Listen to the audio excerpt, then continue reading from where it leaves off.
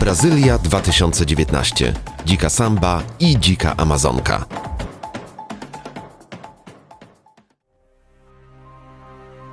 Cywilizacyjne osiągnięcia zamieniamy teraz na cuda natury. Obieramy kierunek na miasto Manaus. Na lotnisku odbiera nas już człowiek z firmy organizującej naszą wyprawę do Amazonii.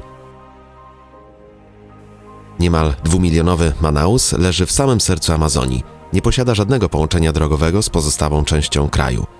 Miasto ciągnie się przez 10 km wzdłuż brzegów Rio Negro, tuż przed połączeniem z Amazonką. Pod koniec XIX wieku, kiedy zapotrzebowanie na naturalny kauczuk gwałtownie wzrosło, miasto zaczęło rozkwitać, wzbogacając się o infrastrukturę, posiadłości, pałace, czy nawet Teatro Amazonas, wzorowany na paryskiej Opera Garnier. Dla turystów stanowi bazę wyjazdową do jednej z najpiękniejszych krain na świecie – Amazonii. Wystarczy wybrać się do portu rzecznego, gdzie jest granica tych dwóch światów. Port wyposażono w pływające nabrzeże dostosowujące się do bardzo zmiennego poziomu rzeki. Wahania dochodzą do 10 metrów. Ciekawostką jest fakt, że cała infrastruktura to dzieło polskiego inżyniera Bronisława Rynkiewicza. Port jest miejscem, w którym i my opuszczamy cywilizowane miasto i wyruszamy na spotkanie z dziką przyrodą amazońskiej dżungli. Na początek łodzią przemierzamy szerokie połączenie Rio Negro i Amazonki, płynące od teraz już jednym nurtem. Ale nie tak od razu. Rio Negro posiada niezwykle ciemne, praktycznie czarne wody. W pewnym momencie spotyka się z Rio Solimões. Taką nazwę nosi Amazonka na tym odcinku, o wodach w piaszczystym odcieniu. Przez odcinek prawie 6 km rzeki płyną obok siebie. Dlaczego tak się dzieje? Chodzi o różnicę w gęstości, prędkości oraz temperaturze wody. Rio Negro płynie z prędkością około 2 km na godzinę, a jej temperatura to około 28 stopni Celsjusza. W tym samym momencie Rio Solimões pokonuje do 6 km, a jej wody są zimniejsze o 6 stopni. Podróż do naszego obozu obejmowała początkowo rejs łodzią z obserwacją tego zjawiska. Potem przesiedliśmy się do stylowego busa z malunkami na podsufitce.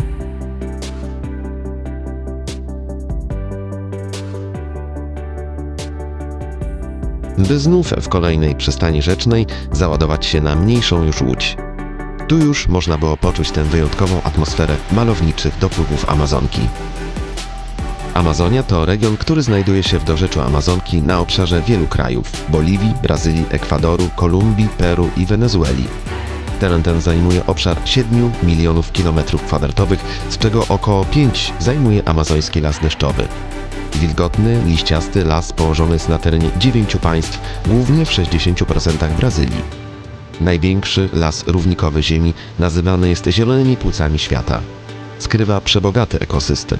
Żyje tu 2,5 miliona odmian owadów, 60 000 gatunków roślin, 2000 rodzajów ryb i tyle samo gatunków ptaków, prawie 500 odmian ssaków. Ogromna liczba roślin i zwierząt jest jeszcze nieskatalogowana.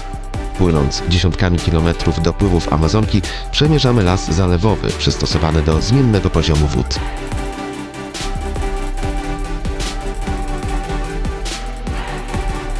Po drodze napotykamy też dzieci, które do szkoły dopływają łodziami. Cała komunikacja odbywa się tu właśnie łodziami. Dla mieszkańców liczne kanały, przesmyki, jeziora, rzeki stanowiące dopływy Amazonki są niczym dla nas asfaltowe drogi. Do osad zlokalizowanych nad brzegiem wody nie ma możliwości dotarcia od strony lądu. I dopływamy do naszej osady. Osady pod nazwą Yuma Lake Inn. Znajduje się około 120 km na południe od Manaus. Powstała na małym półwyspie pomiędzy jeziorem Yuma a rzeką Mamori. Miejsce to zamieszkane było już w 1800 roku przez rodzinę Indian Moura. Po pewnym czasie opuścili to miejsce, ale po latach powrócili tu potomkowie z zamiarem założenia rodziny i prowadzenia gospodarstwa. W 1960 roku zbudowano łódź domową do zakwaterowania rodzinnego. Osada powoli rozrastała się, przybywały budynki i powiększała się farma ze zwierzętami. Z czasem zaczęło pojawiać się coraz więcej turystów. Rodzina więc zaczęła zatrudniać lokalnych przewodników. Panuje tu rodzinna, przyjazna, miła atmosfera. Celem w tym obozie jest przyjmowanie grup nie większych niż 8 do 10 uczestników. Całość osady składa się z pływającego nabrzeża i wyżej położonych pomieszczeń dla turystów. Wszystkie zbudowane są na palach, gdyż w tym miejscu poziom wody może wahać się do 15 metrów.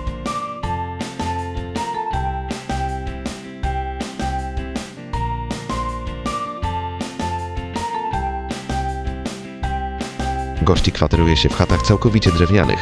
Są w nich małe łazienki, a oknami są po prostu otwory w deskach, na szczęście obłożone moskitierą. Ta wisi także nad łóżkiem. Dom absolutnie nie jest szczelny, nie jest też klimatyzowany, wszędzie panuje wilgoć, co jednak nie dziwi, bo na tym obszarze może ona dochodzić do 90% w powietrzu.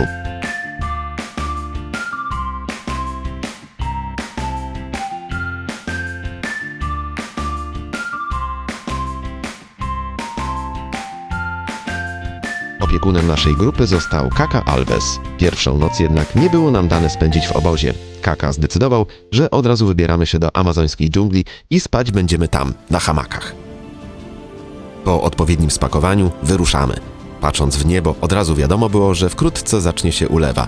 Ta jednak nikogo tutaj nie dziwi i nawet nie do końca jest jakąś przeszkodą. Nauczono się żyć tutaj z deszczem, pada prawie codziennie.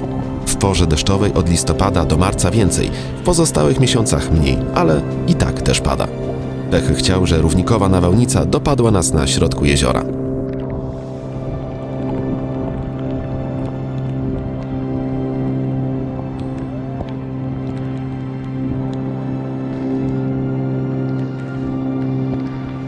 Docieramy na miejsce. Mialiśmy się przed chwilą, że idzie wielka chmura, no i przyszła. Właściwie przez całą godzinę płynięcia tą jachtem padało. To łódka ta jest za nami. O, pan, który będzie nas odprowadzał. No właściwie cali jesteśmy mokrzy, ale znaczy mamy pelerynki, tak. No i tu cała nasza grupa. Jesteśmy wspólnie. No i będziemy teraz wędrować do miejsca, gdzie mamy nocować. Choć po takim przemoczeniu nie wiem, jak mamy nocować.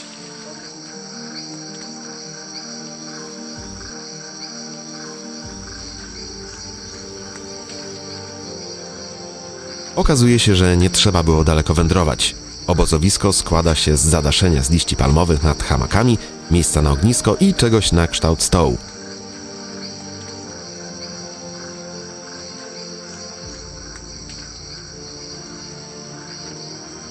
Poza tym las z każdej strony i dźwięki, jakich nie sposób doświadczyć nigdzie indziej na świecie.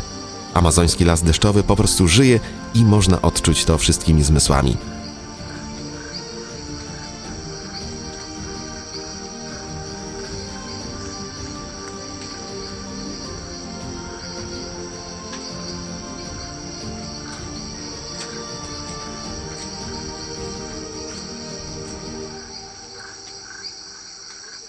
Po krótkim szkoleniu zajęliśmy się instalacją hamaków, a Kaka Alves przygotowaniem kolacji na ogniu.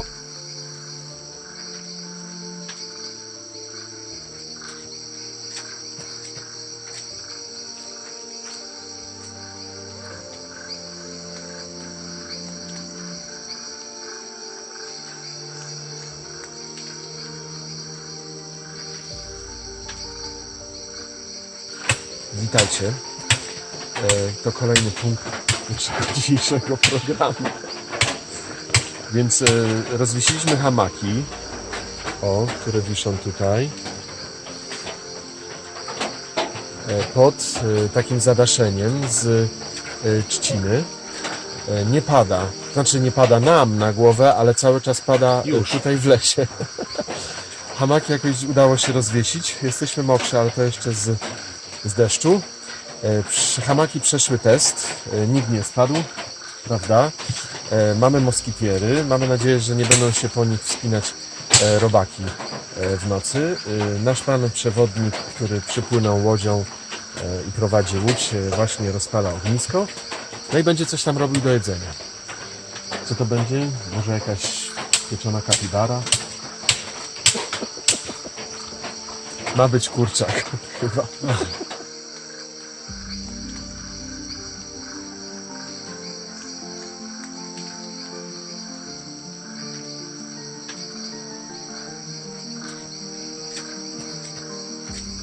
Po prostej, ale pożywnej kolacji, nocą wybraliśmy się jeszcze na rejs łódką, którego rozpoczęcie skutecznie uniemożliwiał uparty kajman, czyli brazylijski krokodyl, który zakotwiczył się koło naszej łodzi.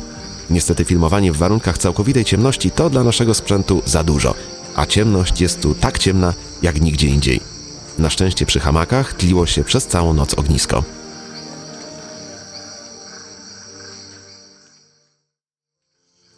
I już po nocy, przespanej przez niektórych, przez innych w ogóle, w nocy już przestało padać, było słychać wszystkie odgłosy dżungli, a o poranku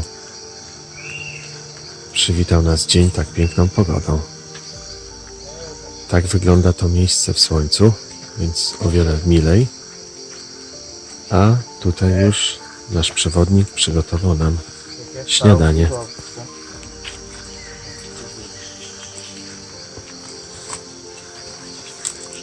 Świeżo zaparzoną kawę poranną, jak widać, miesza się w dżungli patykiem wyciągniętym z ogniska. Smak niepowtarzalny. Po takich emocjach i odpoczynku spędzonym na hamakach w dżungli należał się wszystkim odpoczynek w osadzie. A czas płynie tutaj spokojnie, niespiesznie, wyznaczany rytmem pór roku i pór dnia. Kobiety przygotowują posiłki i piorą, mężczyźni naprawiają budynki, silniki i kierują łodziami. Dzień kończy się około 18, kiedy zapada zmierzch, a rozpoczyna po 6, kiedy robi się jasno. Ciszę przerywają tutaj tylko silniki łodzi albo generatory prądu. Wody pełne są ryb, które potem pojawiają się na naszych talerzach. Posiłki są skromne, ale smaczne. Jemy wspólnie z mieszkańcami tej osady. Rano omlet, bułeczka, warzywa. Na obiady i kolacje ryż, makaron, ryba, kurczak, gotowane warzywa, wszechobecna fasola i także powszechnie stosowana posypka z grubo mielonej mąki z manioku. Do picia woda lub piwo. No i pyszna brazylijska kawa. Nasz przewodnik postanowił nam także pokazać jedno z tradycyjnych gospodarstw mieszkających tam ludzi. Dopływamy do jednej z takich osad, jakich wiele na brzegach Amazonii. W gospodarstwie widzimy sporo drzew owocowych, są cytrusy i bananowce. Jak widać, ludzie hodują również trzodę chlewną. Można było spróbować owoców, których nazw trudno nawet zapamiętać. Bardzo powszechne w tamtejszych gospodarstwach są hodowle manioku.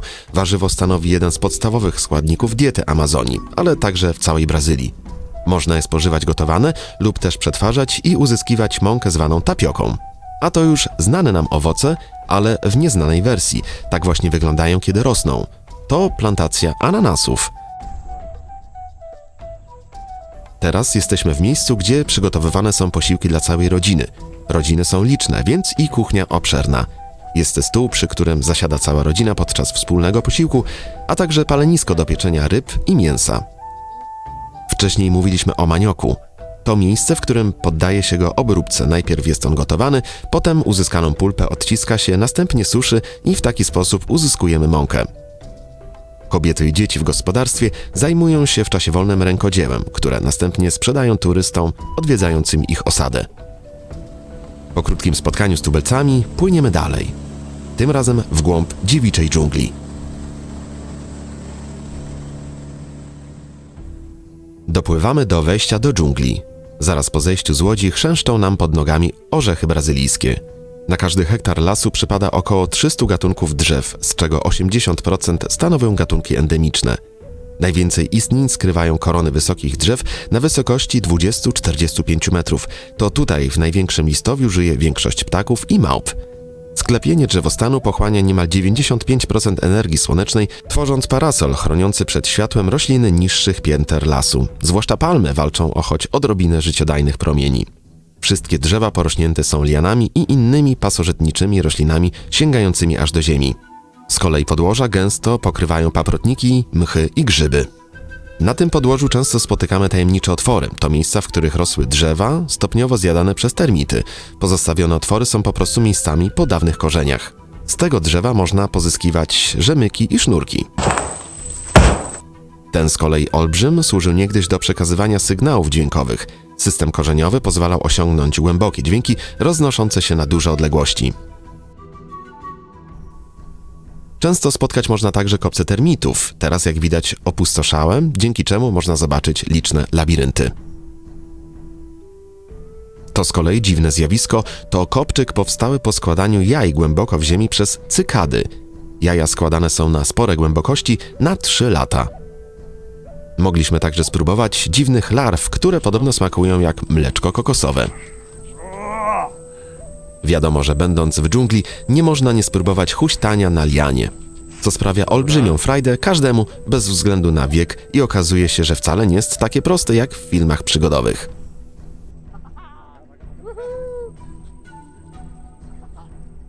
Trzymaj się. Teraz.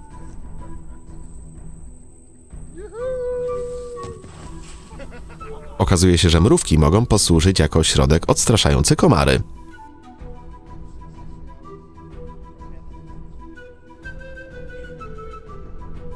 Z kolei sok wypływający z tego drzewa, zmieszany z wodą, może pomóc na ból brzucha.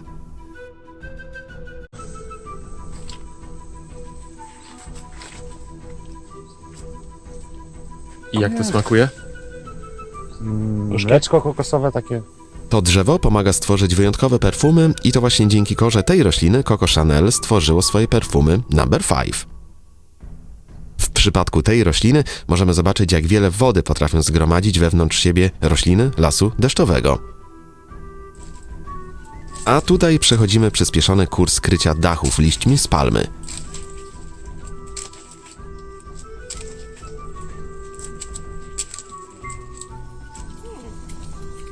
Łatwo i prosto wyglądało to tylko w wykonaniu naszego przewodnika.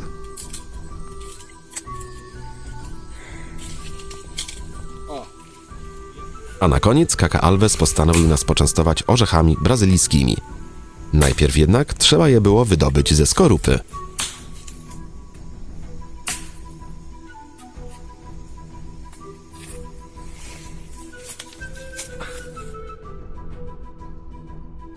Teraz już wiemy, że te świeże smakują najlepiej.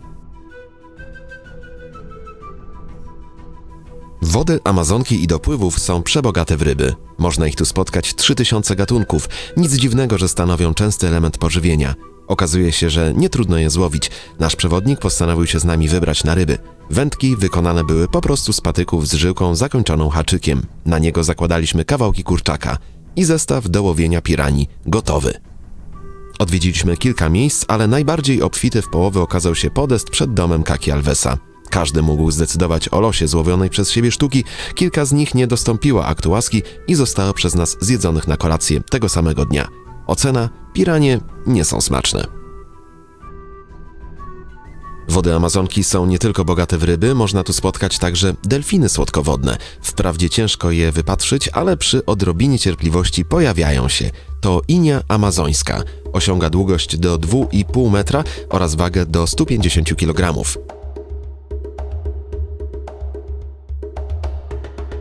O wiele niebezpieczniejsze dla człowieka są z kolei kajmany. To rodzaj aligatorów występujących w Ameryce Południowej. Dorosłe osobniki osiągają długość do 4,5 metra. Można się na nie natknąć, zwłaszcza po zmroku. Spotkaliśmy się z nimi przy okazji nocy na hamakach, ale Kaka Alves postanowił pokazać nam jakiegoś z bliska. Oczywiście na tyle małego osobnika, żeby nie stanowił niebezpieczeństwa. Złapanie go gołymi rękami z łodzi jest godne podziwu. Udało się. W tych warunkach oświetleniowych zdjęcia nie są najlepszej jakości. Na środku jeziora musieliśmy zrezygnować z białego światła, gdyż owady mogłyby wtedy stanowić niebezpieczeństwo. Do czerwonego nie lecą. Dotknięcie kajmana to niesamowite przeżycie. I nawet taki mały raczej nie wygląda przyjaźnie. We wspomnieniach z tego wyjątkowego miejsca mieć będziemy też na zawsze niepowtarzalny zachód słońca, którym pożegnała nas Amazonia. Nie zdarza się często, bo w drugiej części dnia niebo zazwyczaj jest zachmurzone. Tego wieczoru nie było. Amazonia pokazała, że nie jest tak straszna jak w wyobrażeniach nas wielu. Tak naprawdę jest jednocześnie przerażająca i pociągająca. Niebezpieczna, ale i dająca życie. To niepowtarzalny skarb ludzkości.